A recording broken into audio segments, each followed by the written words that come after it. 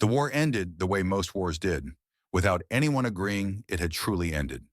The guns stopped first, then the orbital cannons cooled into sullen silence, and finally the command halls filled with speeches that tried very hard to sound like closure. Aaron stood in formation beneath the vaulted ceiling of the Alliance citadel, boots aligned with a glowing floor grid that pulsed faintly like a tired heartbeat. The air smelled of sterilized metal and recycled oxygen, with a hint of celebratory incense that someone in public morale had clearly overused. He listened as names were called, medals awarded, heroic adjectives deployed with industrial efficiency. Aaron accepted his own commendation with practiced stillness. Applause washed over him, loud and impersonal like weather. He had learned during the war that clapping could sound disturbingly similar to distant gunfire if you were tired enough. When the ceremony should have ended, it didn't. A senior commander stepped forward again, smiling in a way that suggested surprise was imminent and unavoidable. In recognition of exemplary service, the commander said, you are hereby granted an additional reward, as permitted under Allied military protocols. Subsection, Aaron stopped listening at additional reward. Nothing good ever followed those words. The platform lights shifted color. A containment dais rose from the floor with a soft hum, magnetic fields shimmering visibly. Standing at its center was a figure barely reaching Aaron's chest. A Nix woman. He knew the species from briefings. Rare, valuable, diplomatically inconvenient. She had pale skin with a faint opalescent sheen, long ears tapering elegantly past her dark hair, which was bound in a simple restraint clasp. She wore ceremonial wraps rather than armor, and her posture was perfectly composed, as if stillness itself were a survival skill. This is Lyssa, the commander announced, a Nix national, lawfully transferred under wartime accords. She is now registered to you. For a moment, Aaron was certain he had misheard, that the translator implant had glitched, or that exhaustion had finally pushed his brain into inventing elaborate hallucinations. He waited for laughter. None came. Lyssa lowered her gaze just enough to signal compliance without surrender. She had done this before. Aaron could tell. There was a rhythm to her breathing that spoke of rehearsal. I'm sorry, Aaron said aloud, before consulting any rank protocol. I think there's been a mistake. Several officers turned to look at him, as though he had begun speaking in whale song. No mistake, the commander replied. Nix individuals are allocated as honors.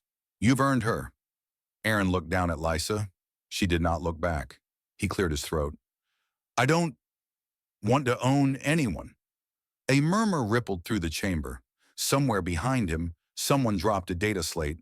Lyssa's ears twitched almost imperceptibly. That was the first crack in her composure. Aaron continued, words tumbling out with the same awkward urgency he once used when explaining to a medic that no, he was fairly certain his arm was not supposed to bend that way. She's a person. I don't accept people as rewards. Weapons, sure. Coffee machines, fine. Sentient beings? Hard no. The commander's smile strained. Soldier, this is not a philosophical debate. Then that's unfortunate, Aaron said, because I'm having one. Protocol descended on him swiftly and with great irritation. Legal officers spoke in clipped tones, translators whispered clarifications, and someone insisted on citing precedent from 3 wars ago that Aaron was fairly sure had ended badly for everyone involved. In the end, a compromise emerged, born of bureaucracy's infinite ability to delay moral clarity. Until the ownership transfer could be nullified, which would take time, forms, and several meetings that everyone already dreaded, Lyssa would remain under Aaron's responsibility. His quarters, his supervision, his problem, apparently. When they finally stood alone in his assigned habitation module, the silence felt louder than the ceremony ever had. The room was designed for one human soldier. Narrow bed, utilitarian desk, wall-mounted screen looping congratulatory headlines. Lyssa stood near the door, hands folded, eyes scanning for threats that did not exist. You can sit, Aaron said, gesturing to the chair. She stared at it as if it might explode. Is that an instruction? She asked carefully. Or a test? He blinked. It's a chair. Nick's humor, he would later learn, was extremely dry. At the time, it went right past him. Lyssa remained standing. You refuse the claim, she said. Why? Because it's wrong, Aaron replied, then winced. I mean, because you're not a thing, and also because I'd be terrible at owning someone. I can barely keep a plant alive. That earned him a glance, a real one. Curious, sharp, deeply skeptical. You expect gratitude? She asked. No, he said quickly. I expect paperwork. Lots of paperwork, and probably a reprimand. Her ears angled slightly forward. Humans are strange. He laughed despite himself. That's what everyone keeps telling us. Outside, the citadel lights dimmed as the artificial night cycle began. Somewhere beyond the walls, fleets repositioned and diplomats argued about borders that no longer existed. Inside a small borrowed room, a soldier and a so-called war prize faced each other, both unsure what came next. For the first time since her capture, Lyssa felt something unfamiliar stir beneath her practiced calm. It was not hope, not yet. It was confusion. And disturbingly, the faintest trace of interest in the human who had just turned down ownership of her as if it were an ill-fitting uniform. Lyssa decided within the first hour that the human soldier was either dangerously unbalanced or executing a long, subtle form of manipulation that would eventually involve shackles, contracts, or both. Nick's history was painfully clear on such matters. No one rejected ownership without expecting a different kind of return. Aaron, meanwhile, decided that hosting a 1-meter-tall alien woman in a room designed for a single exhausted infantryman was a logistical nightmare nobody had trained him for. Do you need anything? He asked for the third time, hovering near the doorway like a guest in his own quarters. Lyssa tilted her head, long ears angling outward in a gesture that, among the Nicks, indicated restrained disbelief. You have asked that question repeatedly, she said. Is it a ritual? No, Aaron said. It's anxiety. She absorbed that. I am not familiar with that species. He snorted before he could stop himself. Trust me, humans perfected it. She moved at last, stepping cautiously toward the desk, fingertips brushing the surface as if testing whether it might vanish. Everything here was scaled incorrectly. Chairs too tall, interfaces too wide, gravity slightly heavier than Nick's standard. 1,000 tiny inconveniences that quietly reminded her she was out of place. Property tended not to be accommodated. Aaron noticed her struggle with the chair and silently fetched a collapsible field crate from his storage unit, flipping it upside down. Try this. She stared at it. That is a supply container. Multi-purpose supply container, he corrected. Once used it as a toilet on Draxel 9. Long story. She sat anyway. The crate was stable, low, and annoyingly perfect. Her eyes narrowed. You adapt quickly. Combat skill, he said, or laziness. Hard to tell. She studied him openly now. Nicks were taught to observe their owners carefully, catalog moods, anticipate needs. Old instincts clung stubbornly. Aaron did not fit any category she knew. He did not issue commands. He did not stare. He looked uncomfortable, like a man who had accidentally adopted a dangerous animal and was hoping it wouldn't notice. You understand, Lyssa said slowly, that you are legally responsible for me. I do, Aaron replied, which is why I'm trying very hard not to mess this up. That is not reassuring. Yeah, he sighed. I get that a lot. She folded her hands. If you are refusing ownership, what is your intent? To get you free, he said, or home, or somewhere that isn't this. She waited for the second meaning. Humans rarely stopped at the first. When none came, suspicion deepened. You gain nothing, she said. I gain sleep, he said. Eventually, hopefully. A flicker of something crossed her face. Humor, perhaps, or confusion pretending not to be. Hours passed strangely. Aaron busied himself with filing formal objections, muttering at the terminal as legal warnings bloomed across the screen. Lyssa watched him work, fascinated by the sheer hostility of human bureaucracy. Forms nested within forms. Pop-ups argued with one another. At one point, the system asked Aaron to confirm that Lyssa was, in fact, sapient. I feel insulted on your behalf, he muttered as he clicked yes. You should, she said. That question was resolved 4 centuries ago. Apparently, our database didn't get the memo. She leaned forward slightly. You are damaging your standing. I know. Your command will not appreciate this. They already don't. That does not concern you? He paused, rubbing his face. It does, but not enough. That unsettled her more than cruelty ever had. Later, when the citadel's night cycle deepened and the ambient lights dimmed, Aaron froze mid-step. Oh, right. Sleeping arrangements. Lyssa stiffened. I'll take the floor, he said quickly. You can have the bed. She blinked. That is unnecessary. It's fine. I've slept worse places. That does not make it logical. Welcome to humans. She hesitated, then said, on Nyx vessels, sleeping surfaces are elevated, enclosed.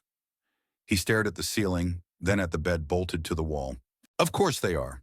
He improvised again, rigging a suspended harness using spare straps and gravity anchors meant for cargo stabilization. When finished, the result looked vaguely like a hammock designed by someone who had seen a hammock once, in a stressful situation. Lyssa examined it. If I fall, I will break my neck. Statistically unlikely, he said. Probably. She gave him a look. You are terrible at reassurance. Noted. She climbed in anyway. The harness held. Barely. As the lights dimmed further, Lyssa lay awake, staring at the unfamiliar ceiling. No restraints, no commands, no expectations beyond existing. The absence felt louder than chains. On the floor below, Aaron shifted, trying to find a comfortable position. Hey, he said quietly. Yes? If you think I'm lying, or waiting for something, you can tell me. She considered that. If you were waiting, you would not be this bad at it. He laughed softly. Fair. Silence settled again, gentler this time. Lyssa closed her eyes, ears relaxing despite herself. For the first time since the war had taken her home, she did not feel like an object being stored for later use. She did not yet feel free, but something had changed. And that somehow was more frightening and more interesting than captivity ever had been. Morning on the Alliance Citadel did not arrive gently. It arrived with a tone, a soft but insistent chime that vibrated through walls and bones alike, designed by someone who believed sleep was a weakness to be corrected. Aaron groaned, rolled, and immediately regretted the roll, because the floor was still a floor and had not improved overnight. Above him, Lyssa was already awake. She lay perfectly still in the suspended harness, eyes open, ears angled forward, as if she had been awaiting inspection. When Aaron noticed her watching him, he froze mid-movement, one arm awkwardly bent beneath him. Good morning, he said, because apparently that was what one said to a formerly enslaved alien who had spent the night hovering above you like a judgmental ornament. Is it? Lyssa replied. That depends, he said, carefully extracting his arm, on whether you fell out of the ceiling during the night. I did not, she said, though I cataloged 12 potential failure points. Only 12? I'm improving. She unhooked herself with precise movements and dropped lightly to the floor, landing with far more grace than Aaron managed when he stood. Her long ears flicked as she took in the room again, as if confirming it had not transformed into something worse while she slept. You snore, she said. He stared at her. I absolutely do not. You do, she insisted, at irregular intervals, like a wounded animal attempting Morse code. Fantastic, he muttered. I always wanted my legacy reduced to sleep noises. They ate rations in awkward companionship. Aaron had offered her a selection from his storage unit. Protein paste, compressed nutrient bars, something labeled beef adjacent, and watched with interest as she examined each item like a potential toxin. This one is vibrating, she noted, holding up a sealed pouch. That's flavor, he said. Allegedly. She sniffed it. Your species is reckless. You have no idea. The day's first interruption arrived in the form of a security officer and a floating legal drone that looked like it had been designed by someone who hated both aesthetics and joy. It projected documents into the air, lines of text scrolling faster than Lyssa could comfortably read. Status update, the officer said. Ownership review pending. Until resolution, Nyx National Lyssa remains under your custodianship. Aaron crossed his arms. She's not cargo. The officer sighed. Sir, I don't write the language. I just enforce it. Lyssa watched the exchange carefully. Nyx were taught that resistance was loud and futile. Aaron's resistance was tedious, procedural, weaponized politeness. It unsettled the system far more effectively than shouting ever could. After they left, Aaron slumped into the chair. "Good news," he said. "We're officially a headache." Lyssa tilted her head. "Is that a human status symbol?" "Pretty much." He spent the next few hours dragging Lyssa through the Citadel's public sectors, not as an exhibit, but as a person with places to go. He insisted she walk beside him, not behind. She noticed people staring, some with curiosity, some with envy, some with poorly disguised outrage. "This is dangerous for you," she said quietly as they passed a group of officers who suddenly found the floor fascinating. "Probably," Aaron said, "but if I'm going to do this wrong, I may as well do it loudly." They stopped at a viewport overlooking the docking ring. Massive ships drifted past, hulls scarred from battle, repair drones crawling over them like metallic insects. Lyssa pressed her hand to the transparent alloy, ears lifting. "I was transported in a vessel like that," she said, "in a containment pod." Aaron winced. "I'm sorry," she glanced at him. "You did not place me there?" "No," he said, "but I wore the same uniform as the people who did." She considered that. That is, inconveniently honest. Later, as they returned to the quarters, Lyssa spoke again. "On Nyx worlds, refusal of ownership is considered an insult. Figures. It implies the gift is unworthy." He stopped walking. "Do you think that's what I meant?" "No," she said slowly. "That is the problem." Back in the room, Aaron received another message. This one from his former unit. Congratulatory, confused, and sprinkled with jokes about alien perks that stopped being funny halfway through the first line. He deleted it without replying. Lyssa watched him. "Your people are displeased." "Some of them," he said. "Others are just bored." She folded her hands. "If my freedom is approved, what will you do?" He shrugged. "Probably get reassigned, maybe court-martialed. Depends how bad they think my example is." "And you accept that?" He met her eyes. "I accept that I sleep better not pretending this is okay." Silence stretched between them, not uncomfortable this time, just thoughtful. "You are a very strange soldier," Lyssa said. "Yeah," he replied. "I've been meaning to work on that." That night, as the citadel lights dimmed again, Lyssa did not retreat to the harness immediately. She lingered, watching Aaron fumble with a heating unit that stubbornly refused to cooperate. "You may use the bed," she said suddenly. He looked up, startled. "No, it's fine. I'm good down here." "That was not an offer," she said. "It was a negotiation." He blinked. Then carefully, he sat on the edge of the bed, leaving more space than necessary between them, as if distance itself were a promise. For the first time, Lyssa allowed herself a small, private smile. If this was manipulation, it was the strangest she had ever known. And if it was not, then the universe had just become far more complicated than any war. The fourth day began with an argument between the Citadel's climate system and Lyssa's biology. "It is too dry," she said, standing very still in the center of the room, ears angled back in mild irritation. Aaron squinted at the wall panel. It's set to standard Alliance comfort. "Alliance comfort," Lyssa repeated. "Which alliance?" "Fair point." He adjusted the humidity upward. The panel immediately protested with a warning about mold growth, structural decay, and something ominously labeled microbiological events. "Your building is anxious," Lyssa observed. "Like its inhabitants," Aaron said, tapping confirm. "You get used to it."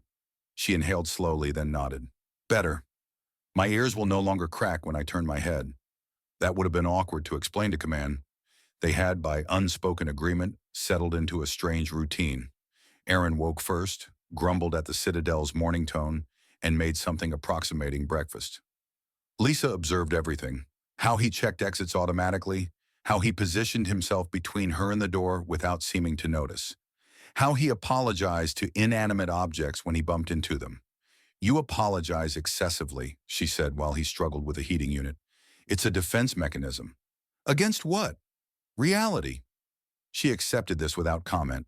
Later that morning, Aaron received notice that his presence was requested in Administrative Sector Blue, a place rumored to be designed entirely by committees. He groaned. "I have to go argue with people who think temporary ownership is a reasonable phrase, he said. You don't have to come. Lyssa considered. If I remain here, will someone attempt to relocate me? Probably, he admitted. And by probably, I mean absolutely. Then I will accompany you. He hesitated. It won't be pleasant. She met his eyes. Neither was captivity. I survived that. The walk through the citadel was slower this time. Word had spread. Whispers followed them like static. A few officers stared openly. One even saluted Aaron with exaggerated enthusiasm, eyes flicking to Lyssa with poorly disguised envy. Lyssa leaned closer to Aaron. He believes you are fortunate. Yeah, Aaron muttered. He also believes pineapple belongs on ration pizza. I do not understand this metaphor, she said. Lucky you. Administrative Sector Blue lived up to its reputation. Smooth walls, soft lighting, and seats designed to encourage compliance through mild discomfort. A panel of officials appeared via hologram, their images slightly out of sync, as if even reality struggled to take them seriously. Soldier Aaron, one began, your actions have created procedural complications. I aim to please, Aaron replied. Lyssa stood beside him, hands folded, posture calm. She listened as they debated her status as if she were a malfunctioning drone. At one point, someone suggested extending Aaron's custodianship indefinitely for efficiency. No, Aaron said flatly.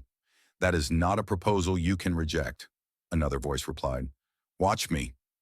Lyssa felt something shift then. Not fear, not resignation. Something warmer. Dangerous. After what felt like hours, they were dismissed without resolution, which Aaron declared a bureaucratic victory. Back in the quarters, Lyssa finally asked, Why do you persist? He looked surprised by the question. Because stopping would mean agreeing. With what? That some lives matter less. She absorbed that in silence. That evening, a maintenance drone arrived to install Nick's appropriate accommodations. It unfolded a series of devices, scaled furniture, atmospheric regulators, a translation aid Lyssa did not need. You prepared for me, she said quietly. I planned, Aaron corrected, just in case. The drone finished and departed, leaving the room subtly transformed, more balanced, more shared. Lyssa examined the changes. If I am freed, you will lose access to these resources. I know. You will be reprimanded. Probably. You may be reassigned far from here. He shrugged. Wouldn't be the worst posting. She studied him for a long moment. On Nick's worlds, she said slowly, choice is considered sacred because it is so easily taken. He met her gaze. Then I'm glad you'll get yours back. That night they sat together near the viewport, watching ships drift in silence. Lyssa's shoulder brushed his arm. Neither moved away. You are still strange, she said. High praise, he replied.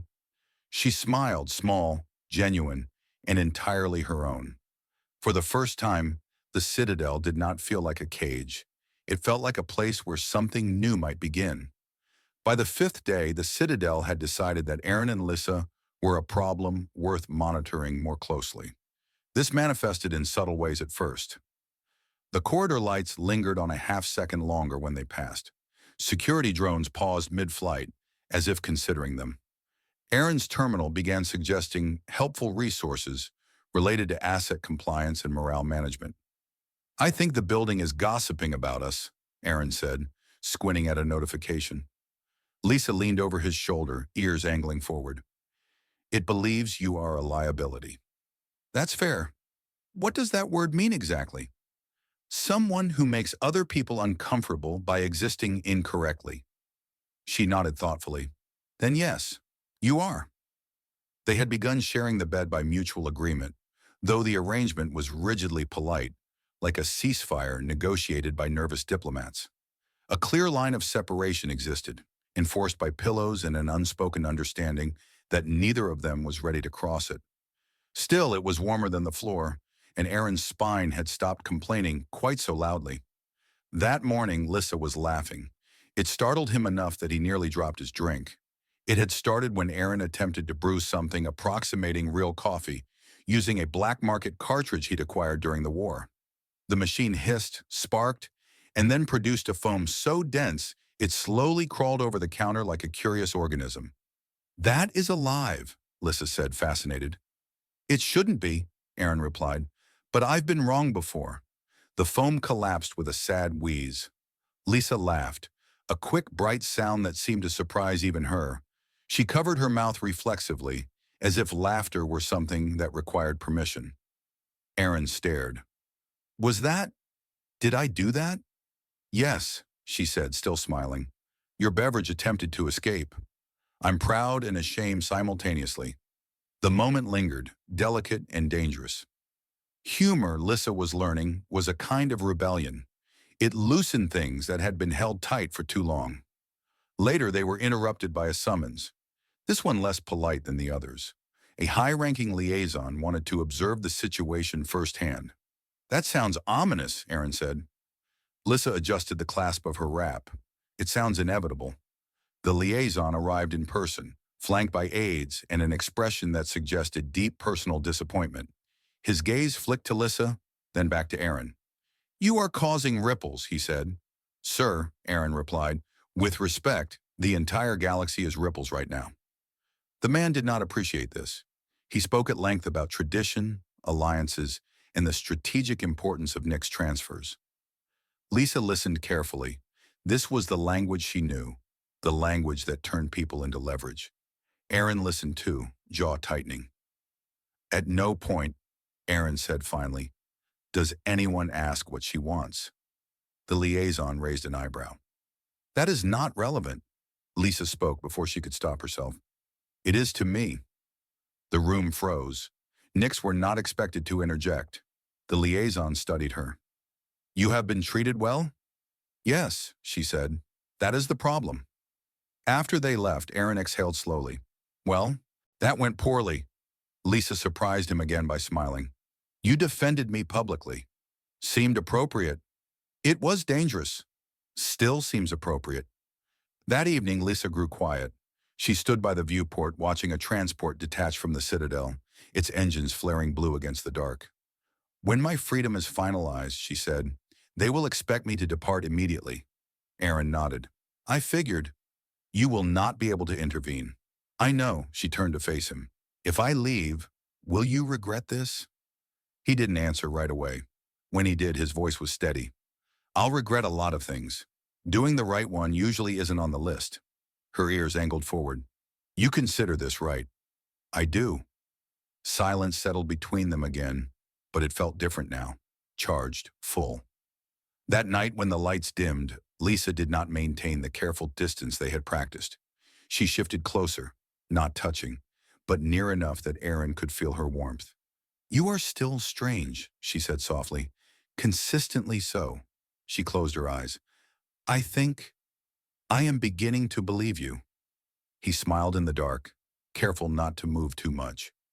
Outside their quarters, the citadel hummed with disapproval, uncertainty, and quiet resistance. Inside, something fragile and unprecedented was taking shape. Not ownership, not obligation, but choice hovering just out of reach, waiting for the moment it would finally be claimed. The notification arrived without ceremony, which somehow made it worse. Aaron was halfway through arguing with a nutrition dispenser that insisted his authorization level no longer permitted non-essential stimulants when his terminal chimed once and displayed a single line of text. Transfer status updated. He stared at it for several seconds, waiting for the usual cascade of disclaimers and subclauses. None appeared, Lyssa noticed immediately. She had become attuned to the subtle shifts in his posture, the way his shoulders tightened when bad news arrived and loosened, just barely, when it was survivable. That message altered your breathing, she said, significantly. He swallowed. Yeah, they finalized it. She did not speak at first. Her ears lifted, then slowly angled outward. A Nix gesture Aaron had learned meant emotional recalibration. Finalized, she repeated. Meaning? Meaning, he said carefully, you're free, as of about 30 seconds ago. Silence fell, heavy and strange. Lyssa sat down on the edge of the bed, hands folded so tightly her knuckles paled. Freedom. The word felt unreal, like a concept studied rather than experienced. She had imagined this moment countless times, Alarms, escorts, orders barked in clipped tones. Not this quiet, not this room, not this human standing in front of her, looking like he'd just been told the ground might disappear. "You did it," she said. "We did it," he corrected. "Mostly you. I just annoyed people." She huffed softly. "You were exceptionally skilled at it." A new icon appeared on the terminal, blinking expectantly. Relocation options available. Transport schedules attached. Aaron turned the screen toward her. "They'll send you wherever you want. Nix space. Neutral worlds. There's even a stipend, which I assume is their way of pretending this was always humane." She stared at the options, eyes scanning rapidly. Planets she knew, routes she remembered, safety, wrapped neatly in official language. "You should start packing," he said, forcing a lightness into his tone that didn't quite hold. "I mean, if you want help, I can—" "You are nervous," she interrupted. "Yeah," he admitted. "That's happening." She stood and stepped closer. "Why?" He laughed once, short and self-aware. "Because I don't want to influence you. Because I don't want you to think you owe me anything. Because if you stay, I want it to be real." Her ears tilted forward. "And if I leave? Then I'll make sure you get to the transport safely and complain about Citadel coffee until I'm reassigned." "That is all?" "That's all," he said, though his chest felt tight. Hours passed strangely. Lyssa requested time alone, and Aaron gave it without question, retreating to the common area where he pretended to reorganize supplies he had already reorganized twice. He resisted the urge to pace, mostly. Lyssa stood by the viewport, staring out at the slow ballet of ships. Freedom meant departure. That was the rule. Staying was dangerous. Staying invited complication, scrutiny, judgment from her people and his. And yet, she thought of the way Aaron had adjusted humidity levels without complaint, the way he asked instead of ordered, the way he slept badly on the floor and joked about it in the morning, the way he had refused ownership not loudly, not heroically, but stubbornly, inconveniently, at real personal cost. Choice, Nick's teaching said, was sacred because it revealed truth. She returned to him as he was carefully lining up ration packs by expiration date. "You organize as if chaos might sue you," she observed. "Chaos already won the lawsuit," he said. "This is just spite." She took a breath. "I have made my decision." His hands stilled. He turned slowly, eyes careful. "Okay, I will not board the transport," she said. "Not today." His heart jumped, then immediately sank with concern. "Lyssa, if that's because of me, or because you feel—" "I am staying," she said firmly. "Not because I must. Not because you ask. Because I choose to." He stared at her, visibly struggling not to react too strongly. "You don't owe me companionship." "I know," she said. "That is why this matters." She stepped closer, close enough that he could see the faint shimmer in her eyes, the subtle differences that marked her as Nyx and yet so achingly familiar. "I wish to learn what comes after freedom," she said, "with you, if you will allow it." He exhaled a breath he hadn't realized he'd been holding. "I will, on one condition." She raised a brow. "Humans and their conditions." "That if you change your mind," he said, "at any point you say the word, and I help you leave. No arguments." Her lips curved into a small, genuine smile. "Agreed." The terminal chimed again, this time with a warning about an unclaimed relocation slot. Aaron closed the window. That night, the Citadel hummed as usual, indifferent, disapproving, alive. Inside the quarters, the air felt different, not resolved, not safe, but chosen. Lyssa lay beside Aaron, closer now, no line of pillows between them, not touching, but aware, very aware. "You realize," she said quietly, "that many will consider this foolish." He smiled in the dark. "I've built a career on that." She laughed softly, and the sound felt like the future. Uncertain, unapproved, and entirely their own. The reassignment orders arrived 3 days later, precisely when Aaron had begun to believe the Citadel might simply pretend he no longer existed.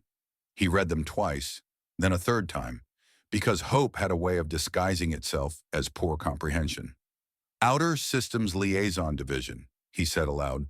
"Non-combat, advisory role, long-term posting.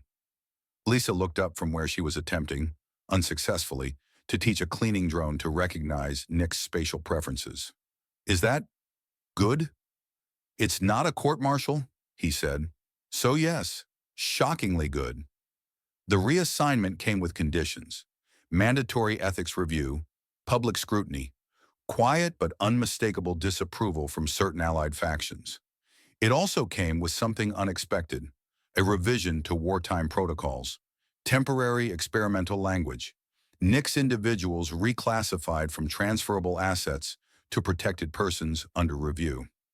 It won't fix everything, Aaron said later, staring at the updated text on the terminal. But it's a start. Lyssa stood beside him, reading quickly. You have embarrassed them into progress. Another career highlight. News traveled fast and inaccurately. Some stories painted Aaron as a romantic fool, others as a dangerous precedent. One particularly enthusiastic commentator referred to Lyssa as a defector bride, which prompted Aaron to file his first ever media complaint with extreme politeness and biting footnotes. Lyssa, for her part, adapted with unnerving speed. She registered as an independent Knicks national, secured provisional housing rights, and, much to Aaron's confusion, signed up for a cultural exchange seminar titled Humans, a Practical Survival Guide. I wish to understand your species, right? She explained. I'm not sure that's survivable, he said. Their quarters changed slowly, organically. The harness disappeared, replaced by a sleeping arrangement that belonged to both of them. Nick's textiles hung beside alliance issue fabric. A low table appeared, scaled for Lyssa, but sturdy enough for Aaron to lean on, usually while overthinking. They argued occasionally, about humidity, about music, about whether a 1-meter-tall alien could reasonably claim half the storage space. This is mathematically impossible, Aaron said. I am denser than I appear, Lyssa replied. He learned to listen more than speak. She learned that humans used humor not to trivialize pain, but to survive it. They learned each other in fragments, stories shared in low light, silences that no longer needed explanation. The war faded, not erased, but placed carefully behind them, like a scar no longer touched every day.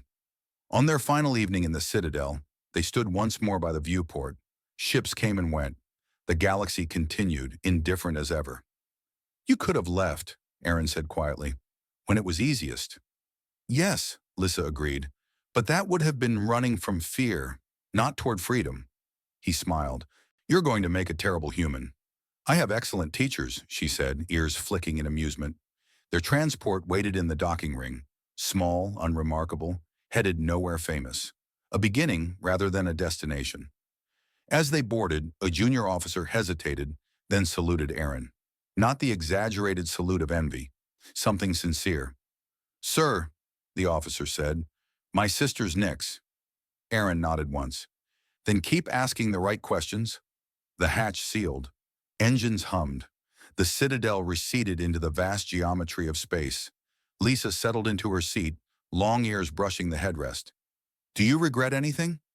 He thought of the ceremony, the dais. The moment he'd said no when saying yes would have been easier. No, he said. I regret all the times I didn't say it sooner. She reached for his hand, not as property, not as obligation, but as choice. He took it just as freely. Outside, stars stretched into motion as the ship jumped to light speed, carrying them forward into a future neither of them owned, but both of them had chosen, and for the first time in a long while, the universe felt quietly, defiantly humane.